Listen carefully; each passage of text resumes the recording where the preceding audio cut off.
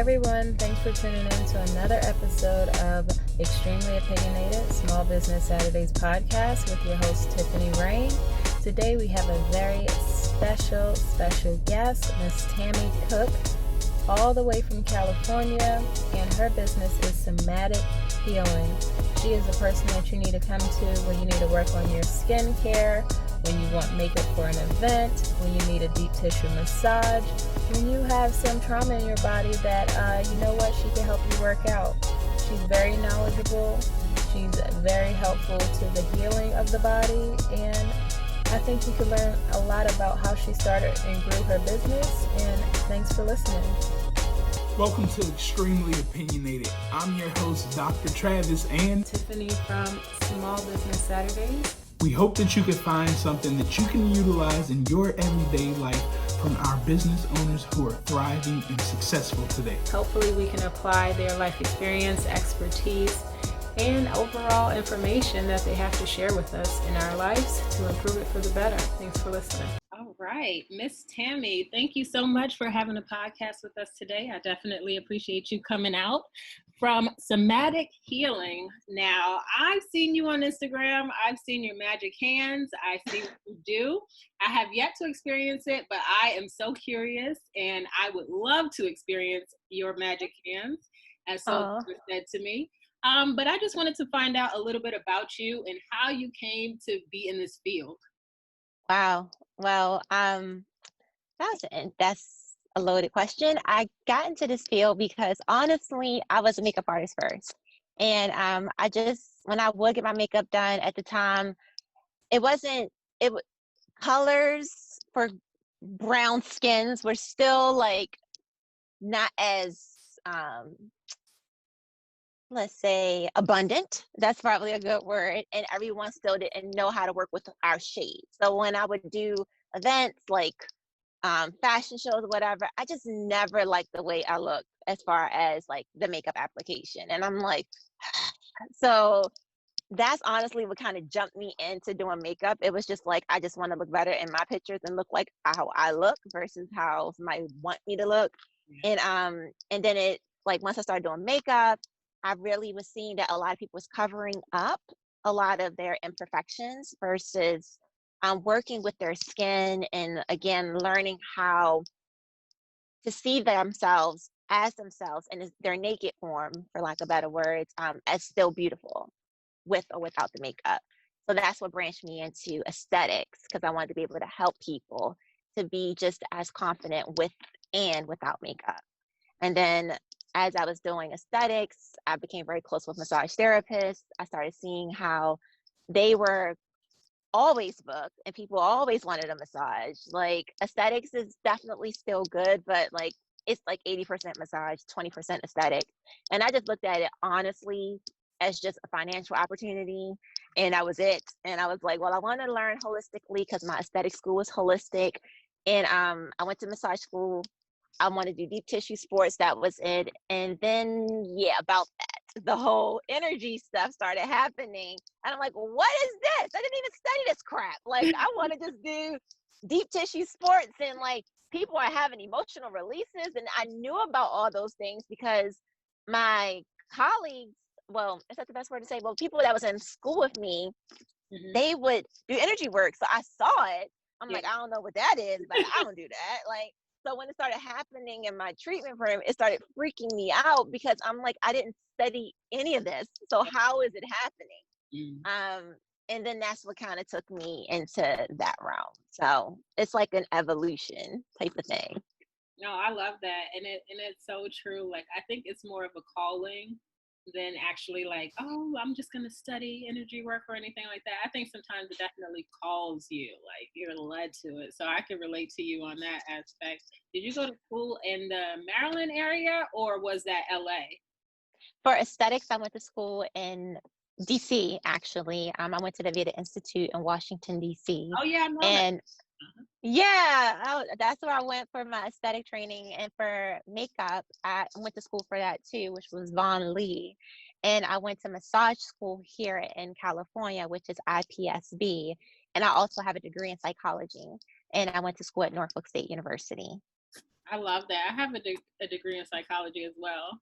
Really? Yeah, so it's like you never know where that degree is going to lead you. You know what I mean? It's like, oh, what do I do with this? I'm like, I'm going to be a doctor. That's my goal, and that's the trajectory I'm on. And then life happens, and you're like, you know what? No. Yeah. I About want to that help people doctor differently. thing. Yeah. Yeah. I'm like, I'm gonna heal people in different ways though. Because then a lot of the ways that I Absolutely. want to heal people too may not necessarily be in a psychology textbook, as I'm sure you know. So Oh yeah. I can relate to that. And I know that you moved from Maryland all the way to California, which is a long journey and Yeah. process. So I just wanted you to walk me through like how that journey came about.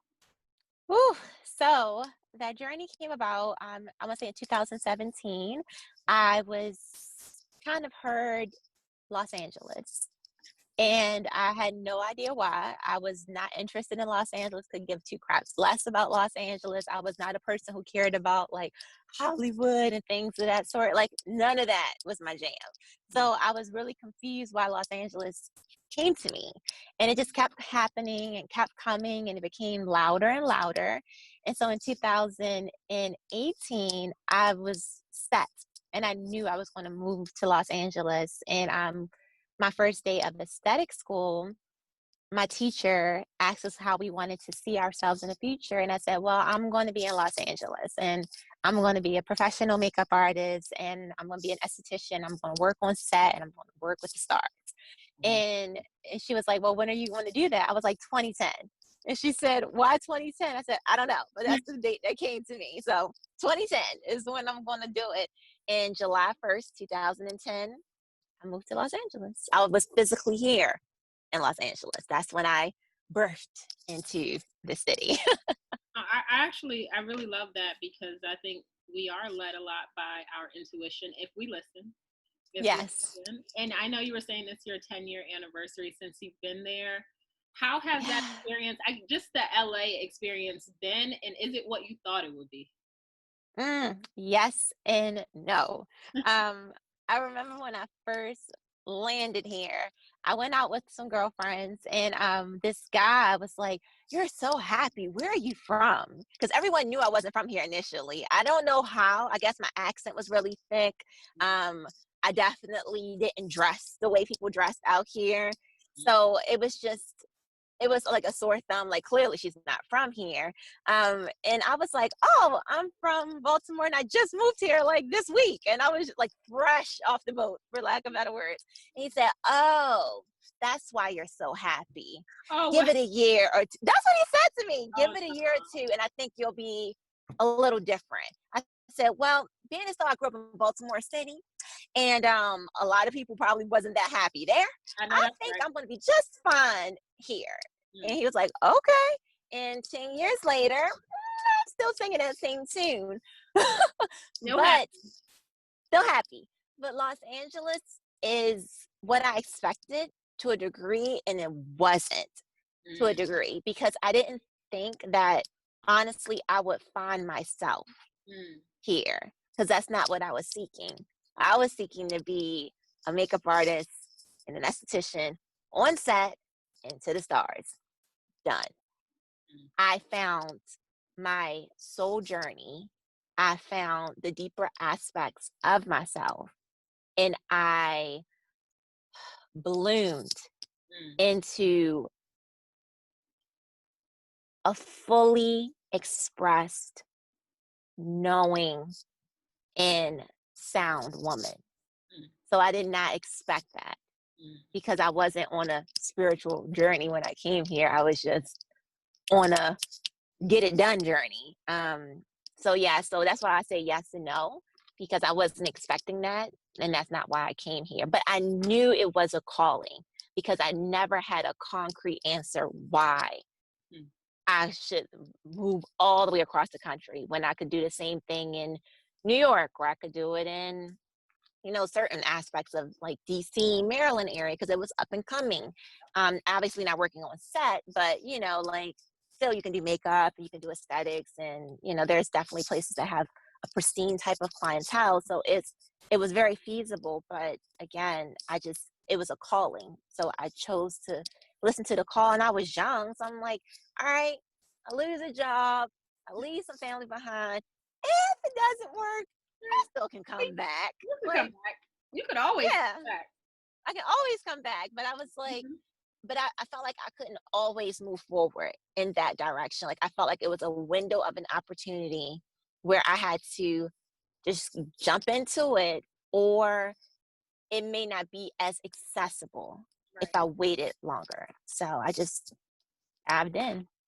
I think that's awesome. When it comes to that move, did your family and friends support you, or were they like, you're crazy? Yeah, I don't think we should go. Like, how did that position work? Really? Like, that's what I want to know. Yeah. To be transparent, my family overall did not support me.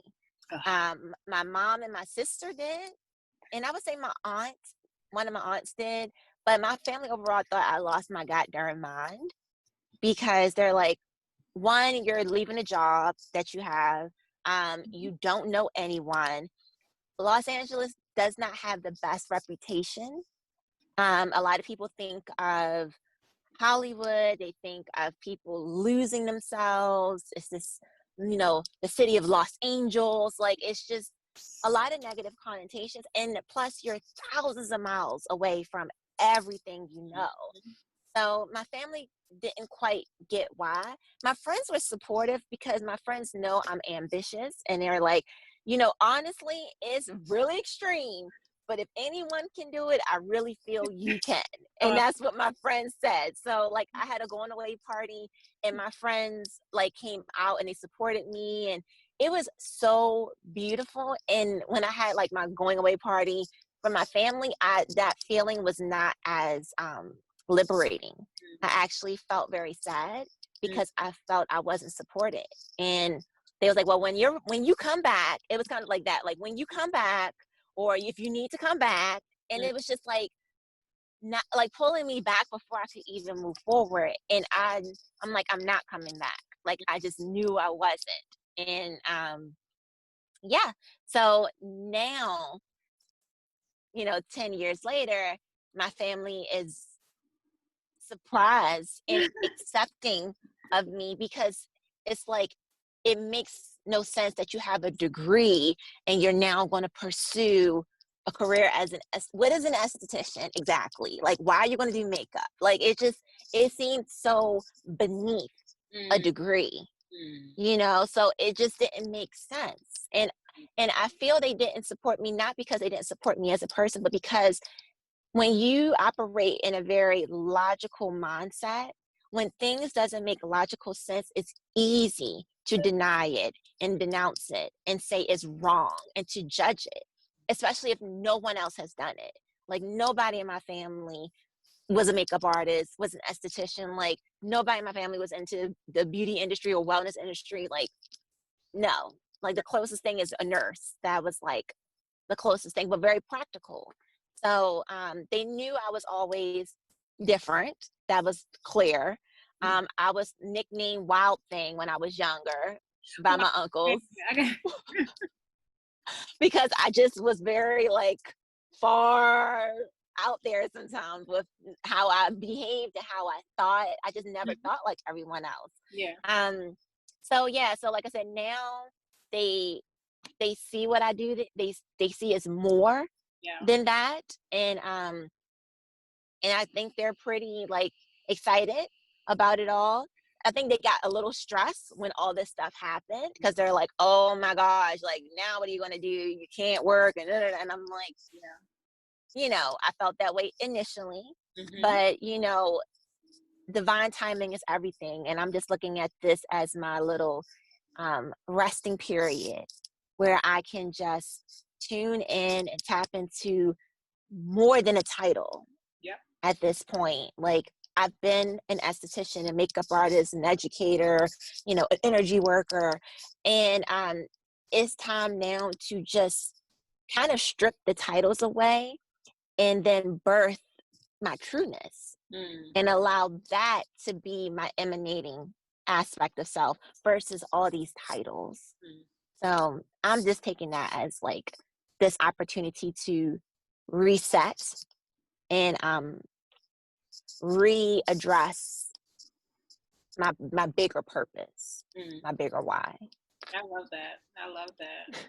That's awesome. Yeah. I know when you first got to LA, you were telling me that you were working at the sports club, which I believe now has a different name, but ultimately, would you say that working there helped with like building relationships with clients? Or would you say that not really, maybe? Like how did that, I guess, assist you in your personal business? Absolutely. I would say it definitely helped me build just like knowing how to relate to people, because when you work in a sports setting, people again have a different mindset. So when it comes to even like aesthetics and massage, it was very corrective. So, and at my particular location, they embraced uniqueness. So the more modalities you knew, the more techniques you had underneath your belt, like that was prized, and they wanted that. So it kind of pushed us to further our education a lot.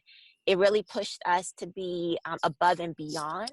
It pushed us to be very logical and practical, so that we can deliver results. Because at the end of the day, it's a gym. Though it was a fancier sports club, very fancy sports club, it's still ultimately a gym. And what do you go to the gym to do?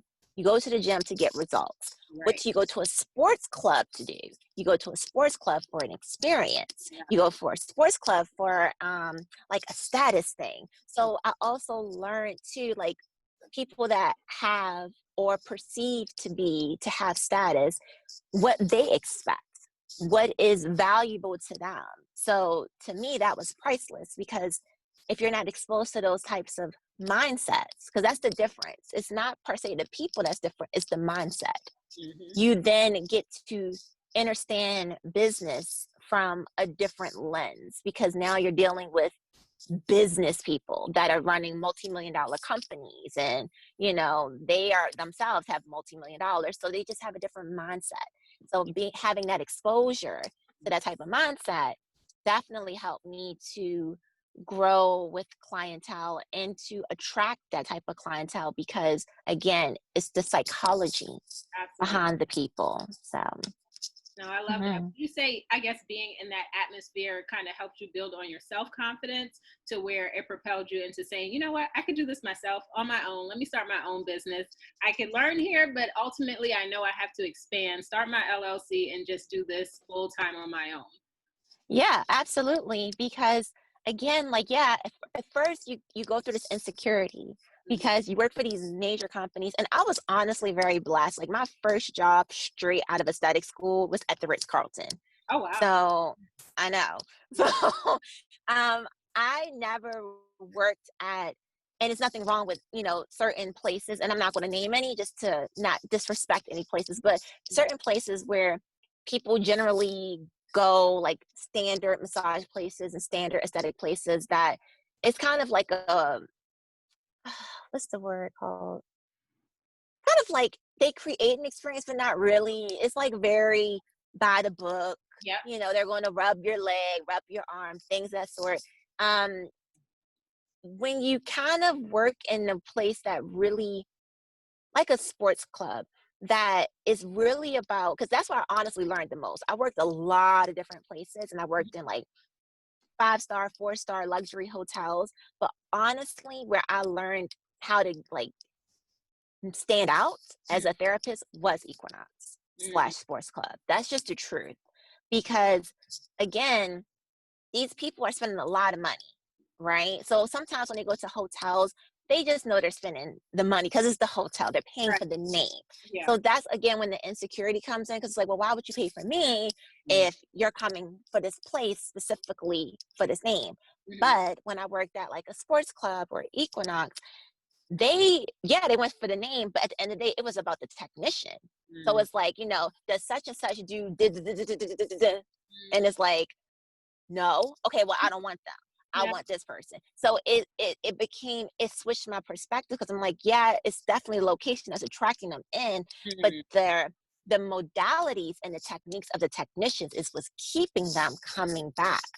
So I just, learning more about law of attraction, I'm like, if this is what they want, then I will attract that into my life if I can pretty much be what they're seeking.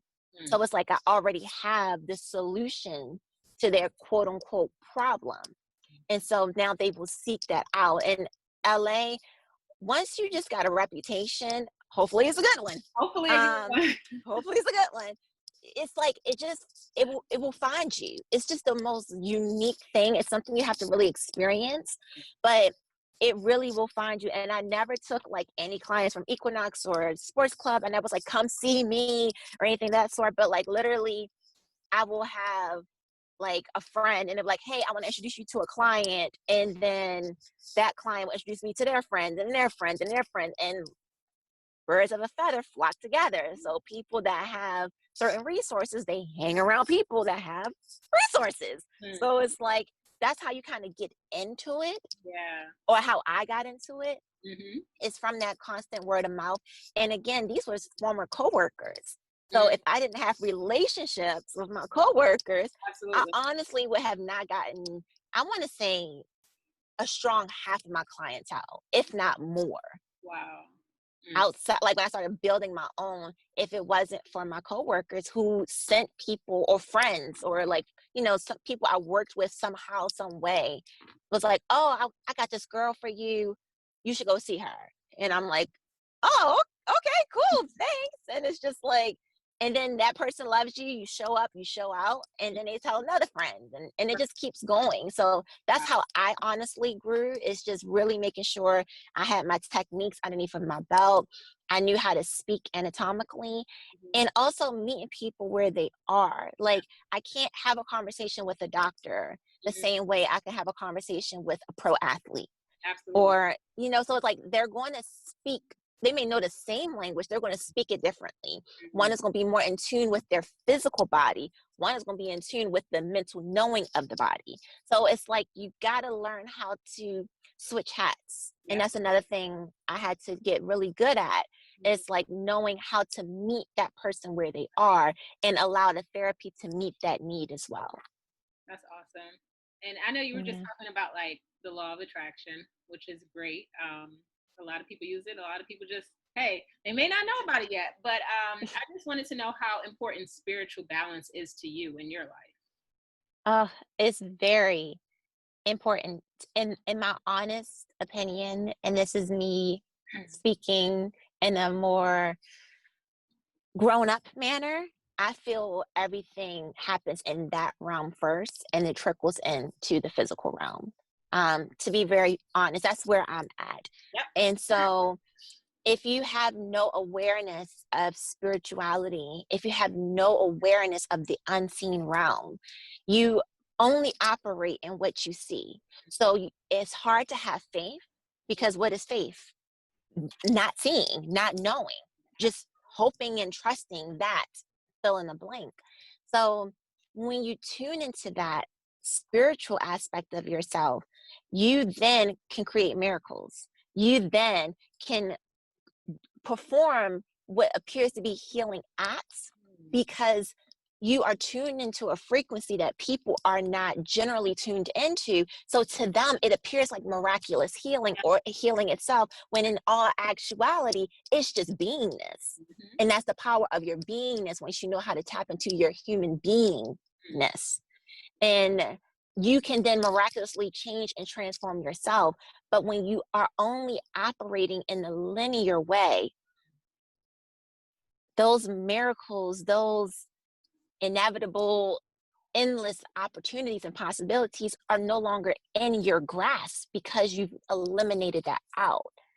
So for me, that was the game changer. Like, that's honestly when my career dived into a whole different realm, because I started looking at things beyond just massage and this and that. Like, I started seeing the bigger picture and like, wow, yeah, I'm working with certain people, but what am I really working with? And why am I attracting these people into my life? You know, and I started questioning things on a different level. And it helped me to deeply appreciate the gift that I have, because it is a gift. And when you know you have a gift, you can share that gift with others, and you can ignite them to start sharing their gifts with others. And we can create this snowball effect of true abundance, because people now know that they have so much wealth within themselves, that that internal wealth generates the external wealth. Right. So, that's definitely more priceless than money could ever be. Ever. Ever be. So I love that you explained it so well. Thank you for that. Thank you. I know you were just talking about, you let me know earlier that there were 3 things that you were saying your clientele loved about you. And I think it was privacy, quality, and uniqueness. So are these qualities that you already had initially, or did you have to develop them and grow into them? And how do they work for you? I want to say I innately have them, and they were further harnessed as I grew, as a professional and within myself, because I'm a very private person. So like I said, ever since I was younger, people knew they would tell me a secret, and that secret was pretty much good as in silence. Yeah. Because I'm not saying anything, and most times I would forget about it because people told me so much stuff, and they're like, "Remember when I told you about that?" I'm like, I don't remember. "Oh yeah, okay, yeah, I got it now, I got it." So I just always appreciated privacy. Yeah. I always loved people that had this unique talent and this just like authenticity about them. And what was the third one I said? It was privacy, uniqueness, quality. uniqueness, and quality. So like at the end of the day, like if you've ever gone to like a high-end restaurant and you've had a meal there, and then you go to like a regular schmegular restaurant and have a meal there, the quality not only of the food is very different, the experience is so different, because they generally, people that really love what they do and they take a lot of pride in it, they're going to hire people that try to do that same thing, so that can be constantly reenacted. And when you just have a job, you're just doing a job, it's honestly felt. You'll go somewhere and you're like, man, that food sucked, because the person that cooked it wasn't in it. And then you'll go to the same place that may be a lower end place, but you have someone that's so passionate on that like grill or whatever they're cooking, and they cook the same meal, and you're like, I don't know who cooked that, but that was so freaking good. And it's like, well, how is the same recipes, the same place, but the quality is different? It's because the quality of the person is different. And I started seeing that my clients just value that, because when you're dealing with clientele that are celebrities that, you know, have insane bank accounts, they really are mindful of their privacy. They don't want everybody in their business. They don't want to feel like they're being paparazzi. They don't want to feel like that they cannot be themselves, that they have to be on guard. And at the end of the day, you're seeing them like, they're not obviously fully sprawled out naked on your table, clearly, but they are naked on your table. They are without their makeup on your table. So you're seeing them in their rawest form. And they need to feel safe, because they have more at like more to lose than a quote unquote average person. Absolutely. So, you know, I knew that. And again, I worked at places where that was just what it was. Like, we used to sign contracts because we couldn't disclose who we met and who we talked to. And interestingly enough, when I started working with my private clients, same type of clientele, out of my entire career, privately going to people's homes, I'm in their houses, I'm touching their pets and playing with their kids and everything, I've only signed one NDA. Wow. One. That's impressive. It is. And they've all been word of mouth. So, and that one NDA was for a company I worked for. So that was the only reason why I had to sign it.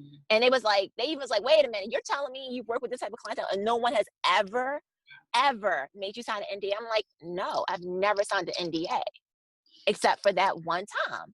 So again, like, it doesn't even make sense that I would be in these people's homes and I wouldn't sign anything, but Wow. I didn't. And and that's why a lot of people may not even know the type of clientele I have because I don't talk about it Yeah. on social media. Like, I don't pub all the celebrities I work with and this person, because again, to me, I used to be very frustrated within myself because there's so many professionals that call themselves like a celebrity this and a celebrity that. And I would like kind of beat myself up, like, why are you not capitalizing on this? Like, people, you would get more clients if you shared who you worked with. And I knew that from a marketing perspective. However, I felt that the reason why I got these clients was because I was always so private and I never disclosed that who I was working with. And that's probably why I never signed an NDA except that one time. So I'm like, well, what's more important, to show the world that I have these type of clients and I work with these type of people, or to know it within myself and continue to have that coming my way because it just is. That is the truth. That's not the only clientele I work with, but that is the truth. So at the end of the day, I work with humans. I work with people. They're human.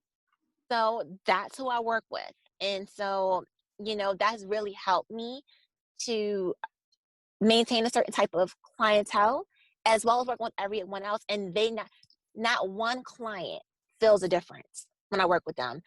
And some of the times, again, I don't know a lot of celebrities that much. It's probably why never everybody like me, because they can feel like, I don't think she knows who the heck I am. Because I really wouldn't know sometimes. Like, I don't know who that is. Who is that? And then so like a friend would tell me like, girl, it's such and such. I'm like, come again? Like, I really didn't know. And so I would treat them like I would treat anybody because I did not know who they were. And I honestly didn't care. Like, what's going on with your tissue? How can I help you? You know? And it's a feeling. Yeah. They felt it. So again, it's kind of helped me to grow in that manner. And even the people that aren't that, they felt like, oh my gosh, this is the best treatment I've had, because they felt I cared, regardless of who they were. I care. Yeah. So, yeah. I love that a lot. I really do. That was the jewel you just dropped. That privacy thing is a big deal. I wish more people knew that.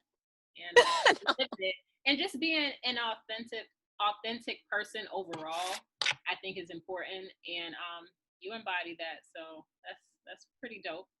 I wanted to ask you about marketing, because a lot of people think it's a big deal, or they don't know how to do it. They're trying to learn how to do it. But I think you just dropped some good jewels on the best way to market is pretty much being authentic and doing a good job. But are there any other tips that you would give people when it comes to marketing their business? I'm probably not the best person to give tips on marketing because I am not the best marketer. I'm going to be honest. Like, I think I'm one of those unique cases where I really didn't have to do what most standard people do to get clientele or to get business. If I marketed truly, I would probably be way bigger than what I am now. If I actually did market myself. Yep. And so I want to say, I don't think I have the best advice for that because I'm more about quality over quantity. And I really don't like once you start like really pushing and marketing yourself, it's like, again, who do you want to attract? And I don't want to work with everybody under the sun. I don't want to work with people that has no conscious awareness of their mind body connection or honor their temple. I really don't. I don't want to work with people that just wants a wham bam thank you ma'am, and they don't want to address getting out of these holding patterns that keep them in pain. That's really not my clientele. Like, so when it comes to marketing, I don't really push it because I am more selective. And obviously now it's a unique situation, but before this all happened, I wanted to be selective and I want to be exclusive, not excluding, but exclusive, because once you have a niche and you really know what it is you do, you're probably not going to be attracting the masses. So for someone who wants masses, I think they would need someone who does marketing, like traditional marketing, to teach them how to market themselves. But I'm not looking for that. So I'm more about like quality over quantity. So in that regard, I feel one, word of mouth is the best thing. To be your brand, like to be your brand. So like when people see me, a neighbor, for example, we always speak, hey, how you doing? And one day he stopped me, he's like, what do you do? And I'm just like, what? How did that question? But the way he asked it was by him observing me. Mind you, I'm only walking my dog, so I'm not doing much. But for some reason, I guess the way I dressed, the way I carried myself, how I would greet him, he was just curious of, what do I do? And I told him that now that makes total sense. And so, but he knew I had to do something in that realm because I just embody it. So to me, that's the most authentic marketing, is embodying it. Maintaining healthy relationships with your clients and letting them know how much you appreciate them. And you really appreciate wanting to grow your business and want to attract more people like them into your business. Do you have a friend you would want to send my way, or, you know, share your experience, like using Yelp, using Instagram, Facebook, to have people speak about their experience? Because at the end of the day, a facial is a facial is a facial. A massage is a massage is a massage at the end of the day. What makes it unique is you. What makes it unique is the experience. What makes it unique is honestly the attention to the details. So it's like, those things are priceless. And that's going to change the price. So like, I don't have to probably work on as many clients because my prices, they're not super expensive in all honesty, but they may be like average to a little bit higher depending on the service that you're getting. So I don't have to work as hard. Because again, I don't want to work on 5 clients every day, all day, in order to make ends meet. Like, that takes a lot of energy. So I really want to be able to work on maybe like a few clients here and there, and still be able to have more than enough revenue coming in my way and take care of myself and have quality of life. So when it comes to marketing, long story short, I really feel before you market anything, you really need to know who's your audience, what's your niche, what do you offer, why are you offering it, and ultimately, why would they want to see you? And then from there, you can then create experiences and information and resources to have people find what they're seeking, which is you. That makes a lot of sense. Would you be interested in furthering your business to where people are working for you, as opposed to you being the only one going out there making it happen? Yes, eventually, I have really big goals.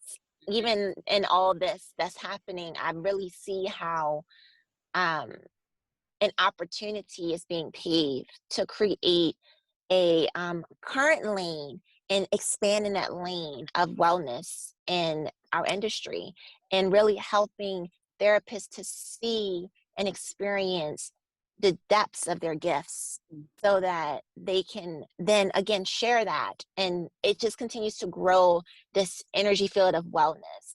So eventually, yes, I want to be able to, well, I mean, I've already started because I was teaching classes and everything, so that was kind of like me branching into that realm of having people kind of not per se work for me, but having them find the work within themselves, and like, again, creating a deeper experience therapeutically.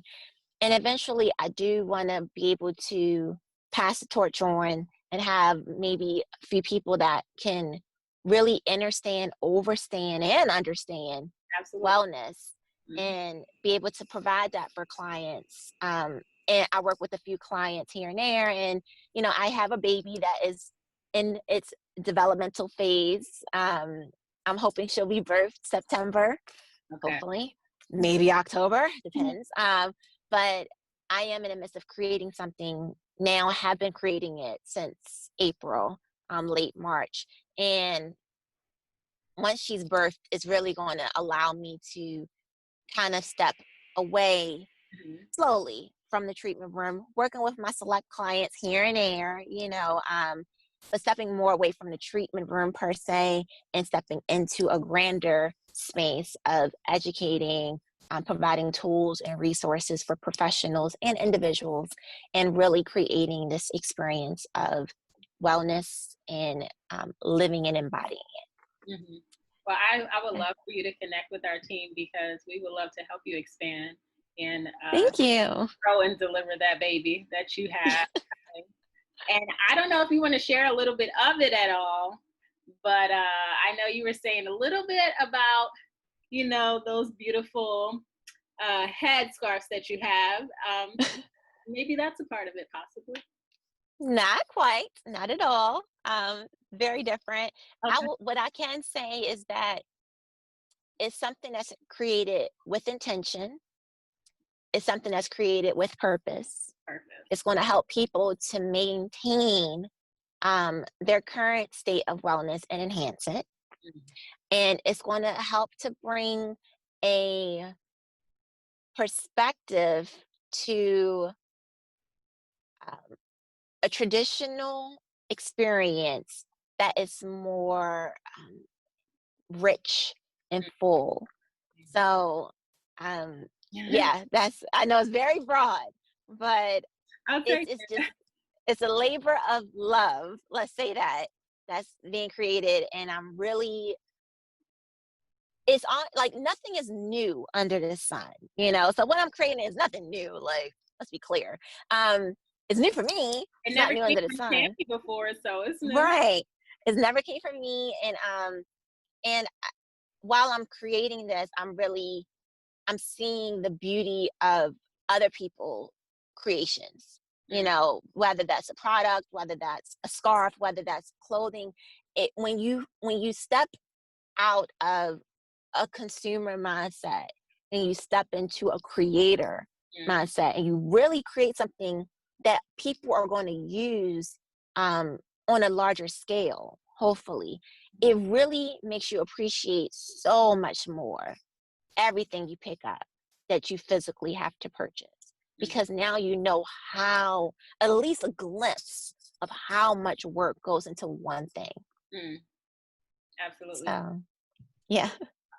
Man, that's great. And I was just thinking about having a purpose-filled life. Mm. What you sound like is someone who's working in their purpose, for their purpose, through their purpose. And I want to know, like, what is peace to you? Peace to me Mm-hmm. is freedom. Freedom. That's peace. Like, you can be free to be all that you are, all that you can be. You can be free to change and move and switch and flip and whatever you need. You can be limitless. Mm. And that within itself is peace. So I would say freedom is in its true sense. Mm. On every level. We think of freedom sometimes very in a restricted way, but just imagine, like, when you look at nature, Yeah. like in its truest form, you never see this tree trying to fight this tree because that tree is too skinny or that tree is too tall and this branch is on my branch. Like, sometimes I love to see what trees choose to grow with. So I Mm. always love when I see like flowers growing out of a tree, or one time I saw, oh my gosh, these roses literally leaned on the tree. It wasn't even by the tree. It like literally grew and leaned on the tree and started to wrap around the tree. And I'm like, this is amazing. And the tree didn't like get bigger and try to bust the roses off. It was just like, you know what, we gotta look good together. Let's do this. And I just really look to nature to see how it chooses to be, because it's so true. Yeah. It's so true. And it's so free. You know, especially like butterflies. You see them just doing their thing. Like, and I love butterflies. They're just always kind of solo. You rarely see like a whole bunch of butterflies together. But you see them like in their mission. And it just seems so light. Like they're just going from flower to flower, just having their moments. And they just are. And again, like I said, that's peaceful. That's peaceful. And once we can be able to be, no matter who and what you are, no matter how rich, how poor that's perceived to be, or your ethnicity or your differences or your likeness, like if people can just be them, as long as they're not physically harming someone else and doing damage to someone else, how peaceful would it really be if people just could be them? And just not have to trip over things. Like if it's not harming you, let them be them. So to me, like I said, that's, to me, when I think of peace, I really think of just freedom. I couldn't. That's awesome. Really, I would describe it pretty much the same way. So absolutely, I love that so much. Thank you. Okay, so Tami, what is like the best advice you ever received from anyone? Who and what was it, and when was it? Ooh, I've received a lot of good advice. I want to pick the thing that comes to the top of my mind because it was so different. And it was from my grandfather. He has transitioned on, and he was a man of very little words. He didn't talk much. He didn't say much. He was very non-expressive. He was just straight face. And he looked at me and he said, "You can do bad all by yourself." And at first I'm like, what? And when he was saying that, he was referencing how like people get with other people and it's all this, like they're not happy, but they want to seem like they are happy because they're with someone, but they're in a bad state. And so he's like, well, you can do bad all by yourself. Like you don't need to hold on to something that's not good for you and be bad in it. If that makes sense. Like what he was trying to pretty much say is that why be with someone or with people miserable instead of really being happy by yourself. And that's why he said it in that word, like you can do bad all by yourself. Like you like don't because I'm like, it doesn't sound as good as I'm like, because I knew it, because like I said, he was a man of very little words, but I knew what he was trying to say. Yeah. So like listening to it, it's like, well, why would you do bad all by yourself? Because that's if you take it that way. But if you look at it from a different lens and you can see what he really was trying to say is, like I said, why you can do bad all by yourself. So why be in situations where people are making you unhappy? Like, why be unhappy with people? Why? Yeah. Just be free by yourself. That's what he was pretty much saying. But again, he just wasn't a man of a lot of words. So it was like, you had to read the code. Yeah. Which was what he was saying. Like, it's better to be happy by yourself than to be bad with someone else. Yeah. Like, so that's definitely one. And another one that was really good was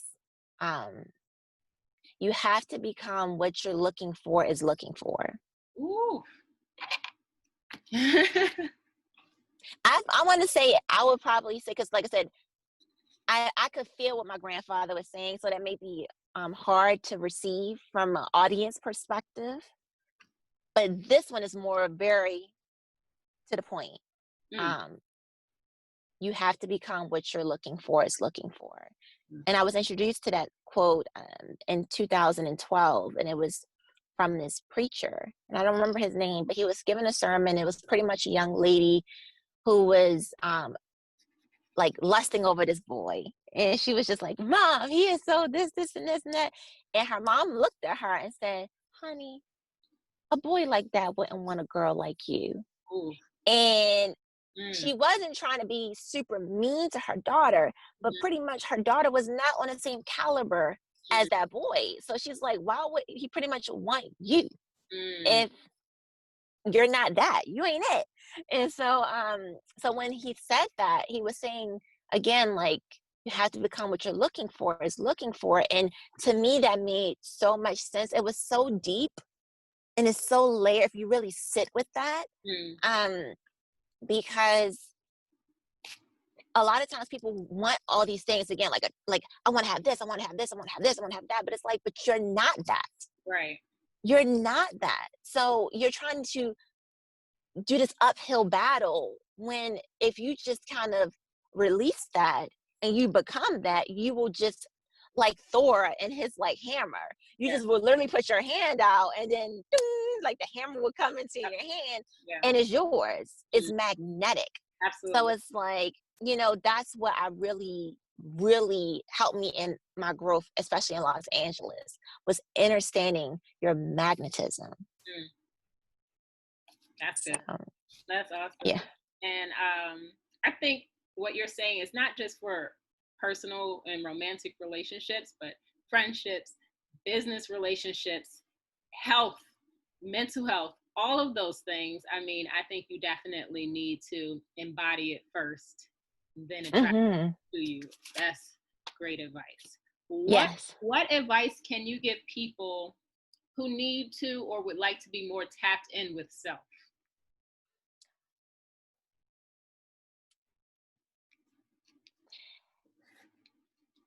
Recalling. At some point, every person has had this thought or this feeling that they didn't listen to and they went against it. And they're like, man, if I would have, then blah, blah, blah, blah, fill in the blank.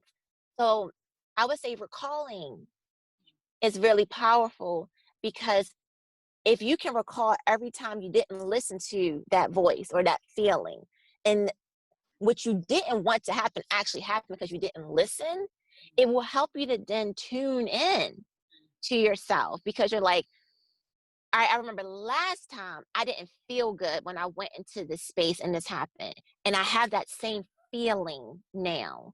I'm going to listen to that feeling and I'm not going to go to this place. Even though it doesn't make logical sense, I just remember that feeling, recalling. So I'm going to choose that. And so honestly, again, this is what massage therapy taught me. I would be in a treatment room and literally a thought would come to my mind. And I'm like, that must be me. I'm tripping. And I wouldn't say anything. Or like something really unique happened. I was working on a client, and every time I went over a part of their body, like it was a part of their leg, literally it felt like electricity was shocking my hand. And I was like, ow. And I'm like, okay. And I went over it again. And again, the shock went into my hand. I'm like, ow. And so after it was done, I said, I know this will sound super weird. Did something happen to your leg? They're like, oh my gosh, how did you know? The only person I ever picked up on that was like some intuitive person. And it was only one person that ever picked up on this injury that happened to their leg. But I kept feeling this electrical pulse in my hand every time I went over that spot. So I was like, okay, that was weird, but all right, I'm gonna roll with that.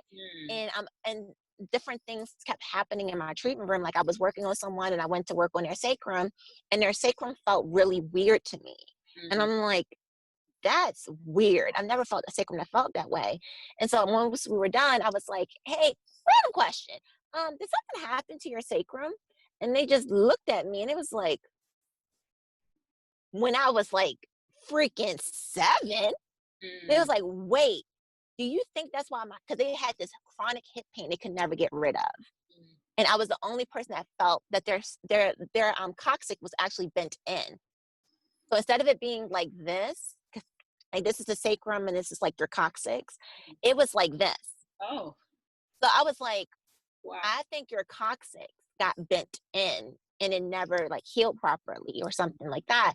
I said, I'm not a doctor. I don't have an x-ray vision. I can't tell you all this stuff, but this is what I palpated. And she was just blown away, because again, no one ever brought that up. No one ever felt it. No one ever associated potentially with her hip pain. I never saw her again, so I don't know what was the results. But again, I just trust what I sensed. And other things would happen. I might smell something, which was very weird, but I would smell things. I might, like, a thought would come into my mind, or I would just start talking about something else. Like, for example, you might see, a spider crawling, and they're like, oh my gosh, how did you know the spider was my favorite? And I'm like, I didn't know. So it's like those things kept happening. Yeah. So again, once I'm like, well, if this is happening in my treatment room, say if I would apply this to life, and I would just trust what I'm sensing and what I'm picking up on, and just trust it. And that's what really helped me to tune into myself. It's just remembering all those times I didn't trust it, trusting it, and then now embodying that and living that. And so I recommend that to people. Like, you may sense something, trust it. Once you do that, it's hard to sit with yourself, because a lot of people say meditate. It is hard to meditate if you don't know what meditation is. If you don't know.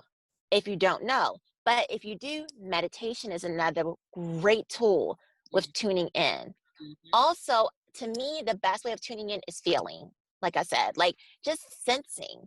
Like, how do you feel when you listen to a certain song? How do you feel when you talk to a friend?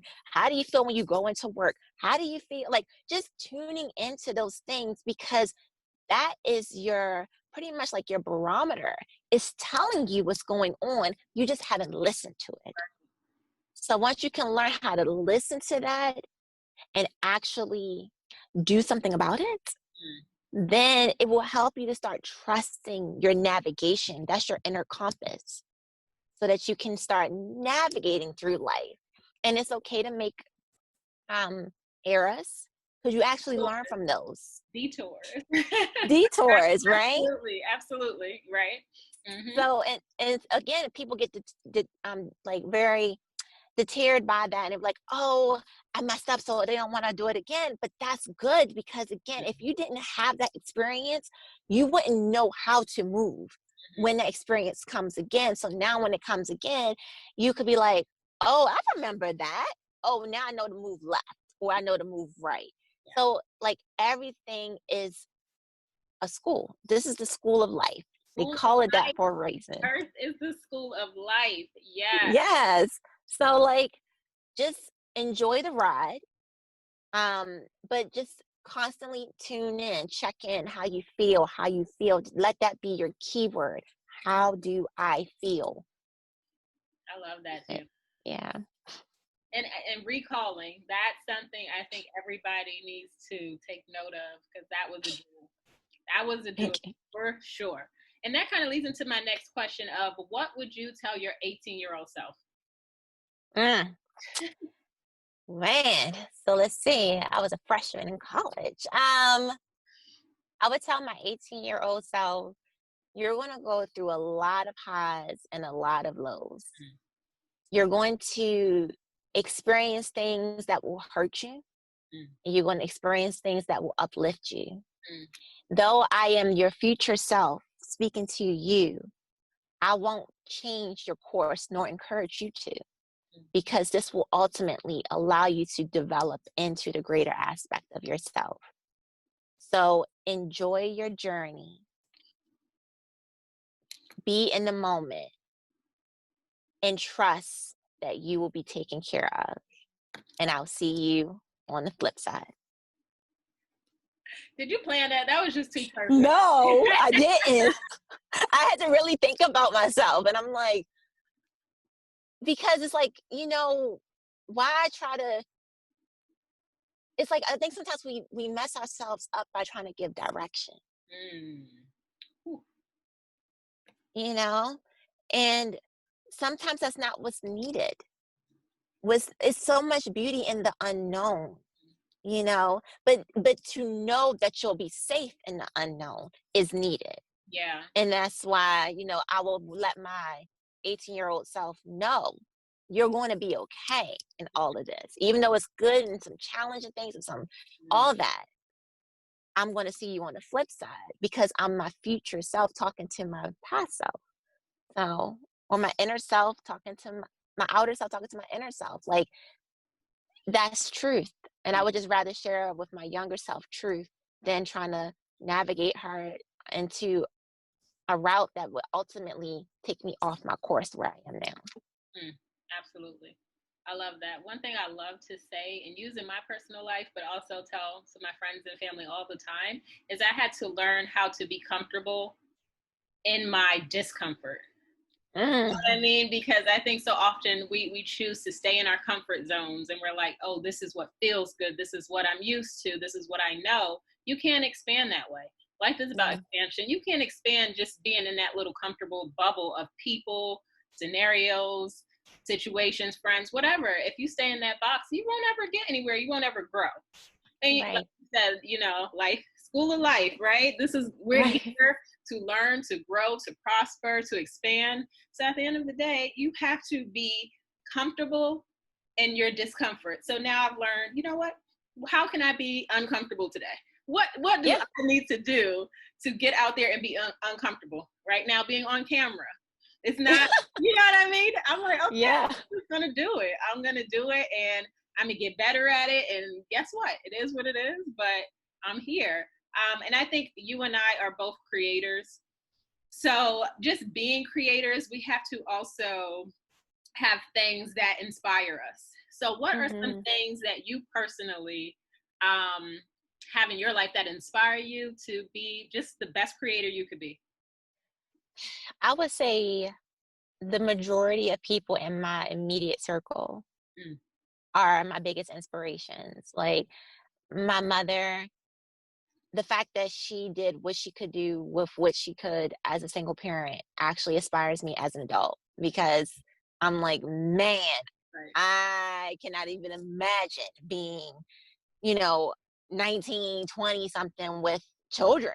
Like, so she inspires me. My sister, man, her determination. My sister is so cross T's, dot I's. Like that girl, she's very get it done, but she's in more of a linear way. Like I'm more of the creative floaty one, and she's like boom, like straight shooter.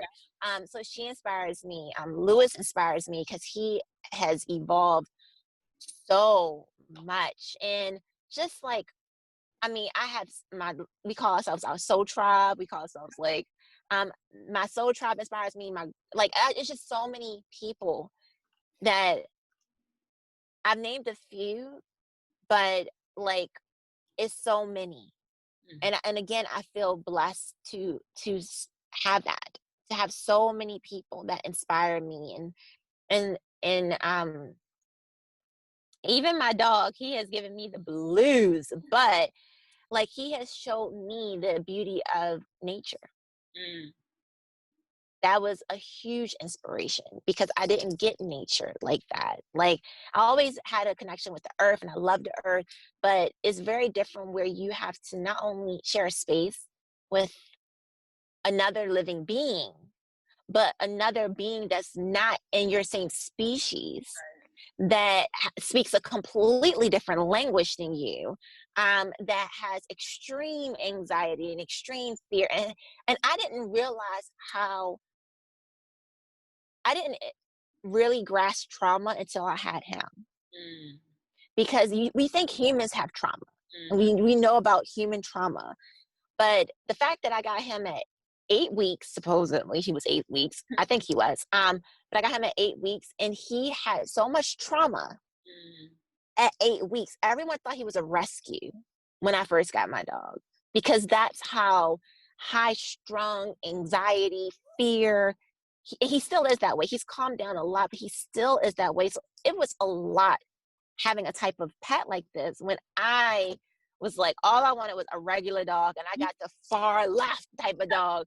But I'm saying that to say that when you have something that is so far from what you think you are, and you start to see that it's actually a mirror of you, whether it's your current you or your past you, or it's a mirror of you, and to learn how to work with someone and accept them as them. is such a huge inspiration because it teaches you how to accept you as you. Ooh, dropping jewels. That's absolutely true. Yeah, like even if you're challenged, because he was, um, and he also taught me too, don't get caught up on a person's cover, because he is cute as a Dickens, like, oh child, like everybody just, I mean, he looks like a little doll, like he's so cute, but that cuteness lasts that long when you have to constantly is the word, constantly live with that cuteness, but it's only that much importance because everything else is overwhelming. It teaches you to stop looking at things as pretty and great and that is associated as good, and something that's not pretty and great is associated as bad because you don't live with that. Oh. And so once you start living with that, you see that mask comes down so quick, because all the other stuff is what you have to really live with. And once you learn how to get beyond that and you dive deeper, you start to see that, is he the problem or is he another product of his environment? Absolutely. Which it was. Like, his mother was not properly treated well, clearly. So it's that she birthed him in trauma. He existed in trauma. And so, and I exist in trauma. We all exist in trauma. So it inspired me to learn how to deal with my trauma body. Wow. So he really ignited deep healing for me, like deep, deep, deep healing for me. So all of that is an inspiration for me to be who I am as a person, as a professional, and just as a woman. So that's impressive. Wow. Yeah. I feel like I just want to just sit back and listen, because this is you just giving some good knowledge, and I know people are going to really enjoy this. It's really awesome. So I wanted to know, like, a treatment that you gave somebody that kind of changed them in a very positive way that you didn't expect, because you do like body healing, right? So we know that the body, yes, that's one aspect of us, but there's more to us. So was there ever a healing that you gave somebody, or a treatment that you gave somebody, and you didn't even expect the reaction that you received?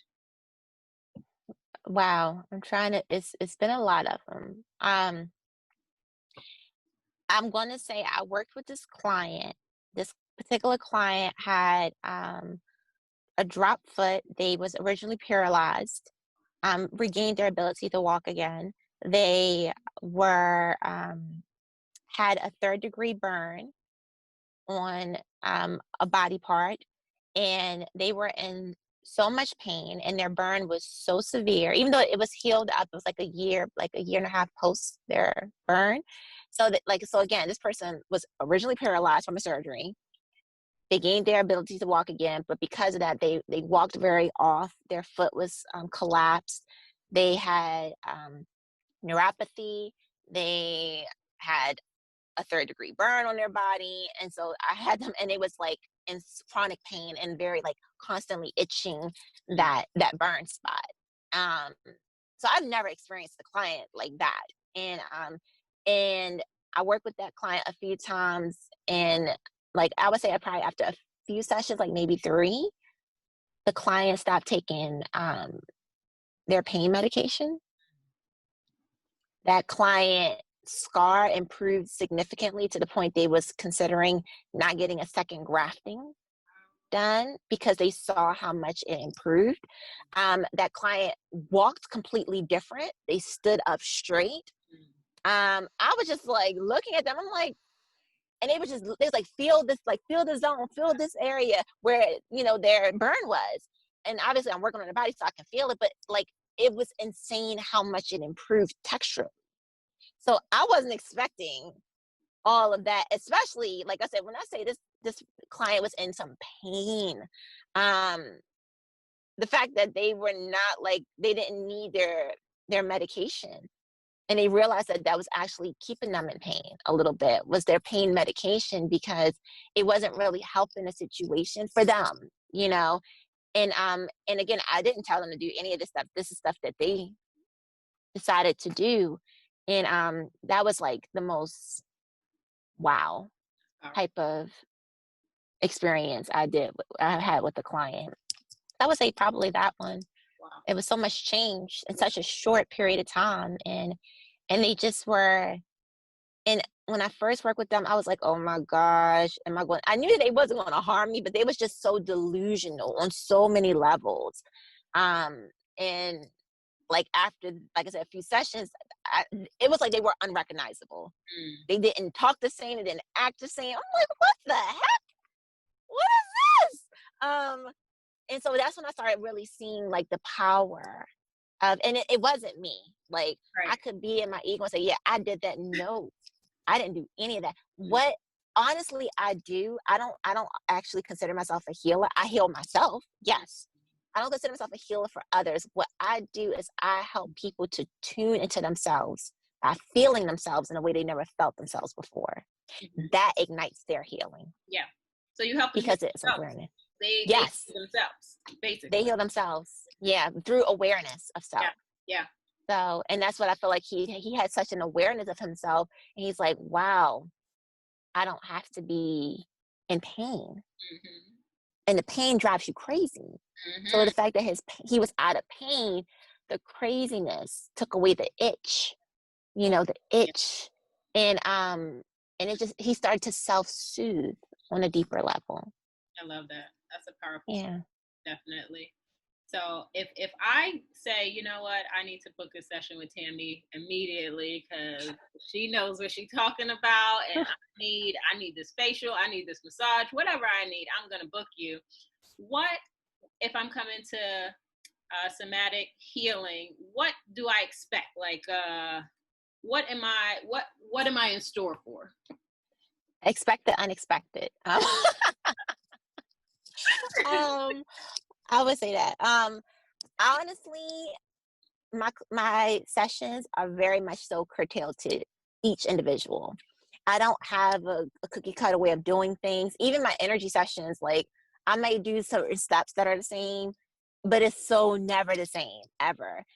So it's really expect the unexpected, and not in a negative way, but expect to experience what you need. Expect that. Because it's going to be different. And don't expect is a better way of saying it, for me to be able to replicate that session ever again. It's a one-stop shop. By that, again, let's use cupping. I can give you cupping, and I can do cupping every session with you. Let's say if that's the case. When you come to me and get cupping, because I listen to your tissue, your cupping experience cannot ever be the same. Because your body changes moment to moment. Yep. So that's what I mean by that. So that's why I say, like, expect the unexpected, because if you expect for me to just go back in and 1 and 2 and 3 and 4 and like, that's not me. I can't do that because I would be dishonoring an intelligent aspect of you that you may not have acknowledged its intelligence, but I know it's intelligence. So, yeah. Got it. So that would be that. And a great results. You should have great results. There we go. Great results. If I'm working with your skin, depending on your skin condition, you may notice that your skin has more vibrancy. You may notice that your skin may be less red. You may notice that your skin pigmentation takes a minute. I always tell people that don't expect to get off the table if you have hyperpigmentation and your skin is going to be brighter and like 50% improved after one treatment. No. Same thing with acne. These things take time. So, you will always notice a visible difference with me after even one session. That's something that I would say majority of my clients will experience. But what you really will experience with time is such a deeper appreciation for your results and for yourself if you stay committed to the process. Because all it is a process it's a lifestyle of becoming well. That's what I gift. And if we no longer, resonates or connects for whatever reason, if it was a one-stop shop thing, it was because that's all you needed. And so I now release you and you release me into being in tune with what we need to be tuned into. Love that. Absolutely. Now, if somebody's watching this and they're like, wow, I really love what Tammy's talking about. I really want to start a business like she did. I want to get into entrepreneurship or anything they're interested in. And they look at you and they're like, wow, she's where I want to be. What are some tips you could give someone that's like, you know what? I want to be like that. I want to have a business like that. I want to grow the way she did. What's the best tips and advice you could give to them? Sure. I would say the best tips and advice is to, one, know your why. I would say that's your number one thing, is know your why. You can always be inspired by others, but don't try to be like anyone else because you lose sight of yourself. That's the second thing. And the third thing is discipline. I think a lot of people want people's experience. They want people end results, but they don't want to go through what that person had to go through to get to those results. So never ask or wish for someone else's stuff because you may not be ready to have what comes with that. That's another thing too. Because some people do want what I have, but again, like I said, the level of healing I had to go through to get to like kind of like an awakened aspect of myself, I don't feel an average person will want to go through even 10% of that, to be very honest. And I can't exclude that not being a vital part of who I am today, because that's just true. So that's what I would say, is like really know your why. Be authentic, like especially now, and don't follow trends. Yeah. Okay. Be your own trend. Be your own trend. Be your own trend, because when you try to follow trends, you will always be trying to chase after something. Yeah. But when you just if you just embody your gifts and say, this is what I have, this is what I want to create, then allow that seed to be planted really deep in the soil. Depending on what you want to grow, you might gotta bury that seed very, very, very deep in the soil. And in its darkness, it still is growing. You just can't see it yet. So you gotta stay consistent, even in your darkness. And once that tree breaks through the soil and it starts to be seen, you still need to nourish it and take care of it. So if you really want to be great at what you do, know that it is a constant commitment. And it's good and it's bad.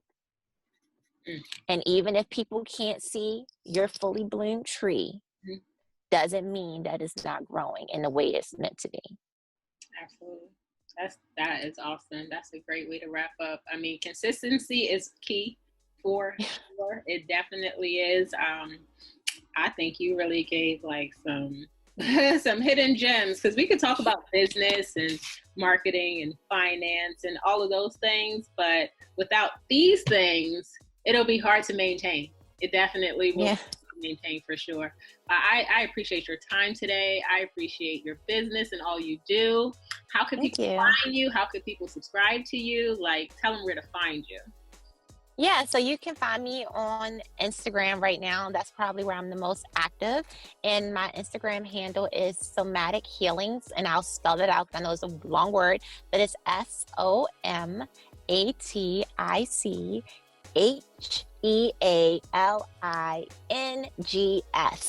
So it's Somatic Healings. So you can find me on Instagram. You can email me at somatichealings@gmail.com. I eventually, maybe, who knows, might get a YouTube or something, but I don't have that yet. So I would say those are probably the main things. You can also check out my website at www.somatichealings.com. And I would say those are probably the best ways of getting in contact with me. Thank you, Tami. Any final words that you want to leave for the people today? Well, one, I'm just very grateful for you having me be a part of this podcast. So thank you for allowing my voice to be heard.